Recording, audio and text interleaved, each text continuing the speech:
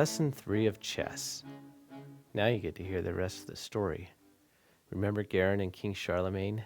How they were having a duel for the queen.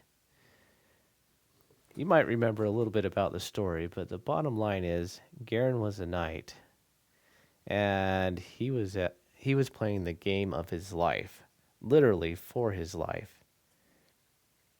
He'd been challenged to a duel of chess by the King Charlemagne, the most powerful man anywhere around. He was the emperor. And the stakes he had given to Garin is that if you lose your life. If you win, I'll give you my kingdom and my wife. And Garin didn't love the queen, and he didn't really want to have the kingdom. But what choice did he have? He had to play the king, and he had to either win or lose. And both options were one that he didn't want. But the game began. Charlemagne was playing white, and Garin was playing black. Charlemagne made his first move, and Garin answered. Next, they both moved out their horses.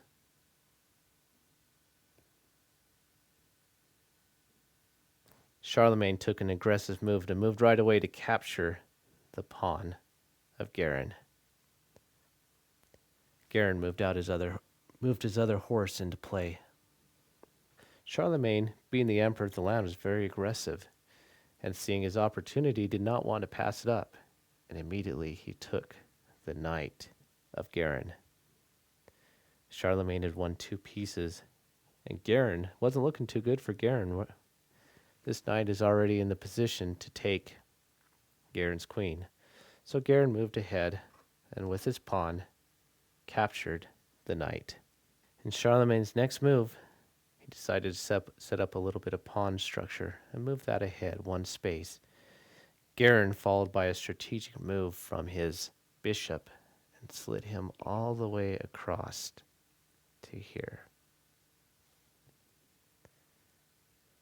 Charlemagne answered with a similar move and moved his bishop right here to strike at the other knight, a very valuable piece.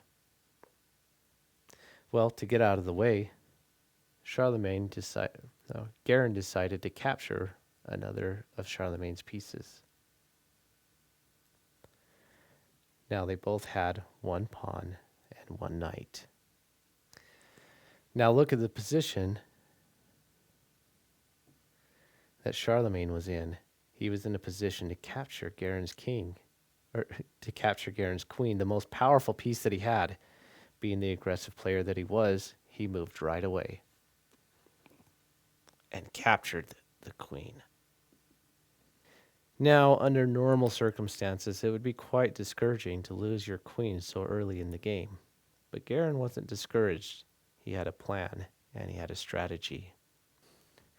And with his bishop right here, he made a very aggressive move. Slid right to here and gave the king check.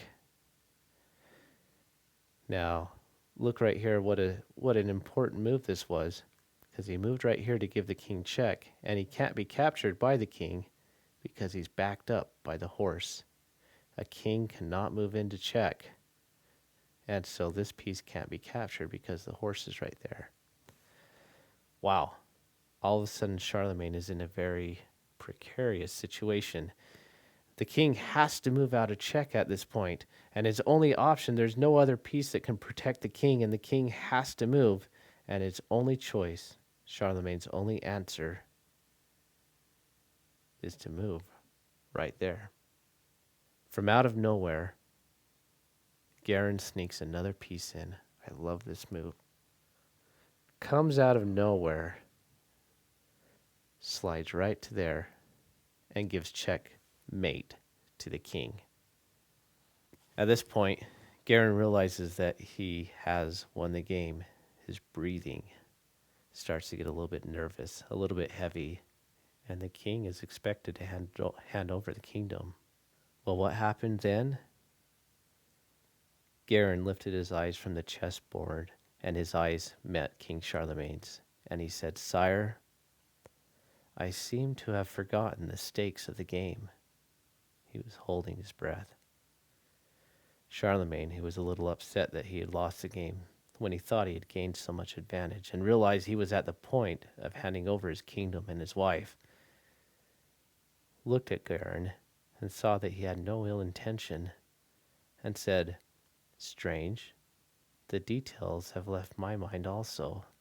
The king looked over at Garin and said, "Oh, I love a sportsman, and you, sir, certainly are a sportsman. Henceforth, you are to be known as Garin of Montglain. Come, Baron, let us be friends." And Charlemagne and Garin, from that point on, were good friends. But it sure had been a close one.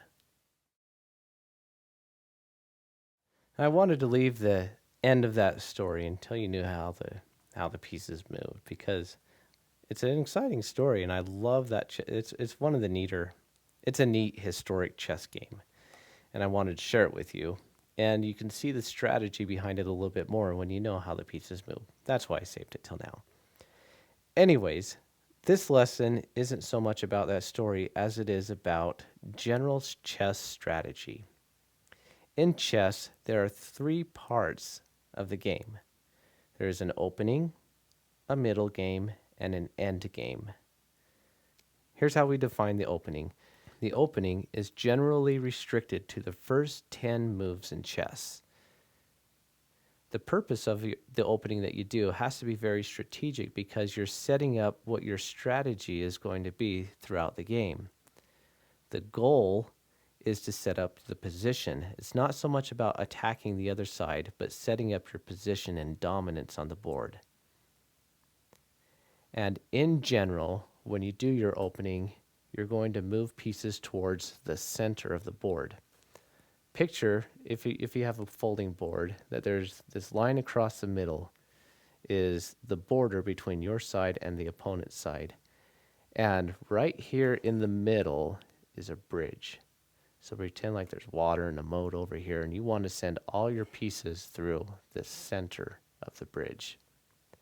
So most of the time your opening is going to be some sort of structure that moves all of your pieces in towards the center. The middle game is where the war begins.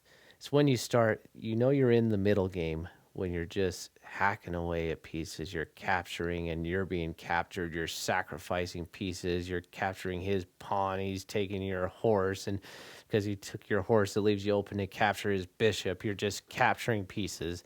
It's where most of the game is played, the middle game. Now, the final part of the game, the end game, is when you are actively trying to capture the king on the other side. It's when the majority of the pieces have been captured and taken from the board, and you're coming up with your strategy and your method of how you're going to capture the king and end the game. Hence the name end game. Now, there's not an exact definition, but when you start coming up with plans to set up the board so that you can capture your opponent's king, you're definitely in the end game. And it is possible that your opponent might be playing a middle game still while you're already plotting the end game.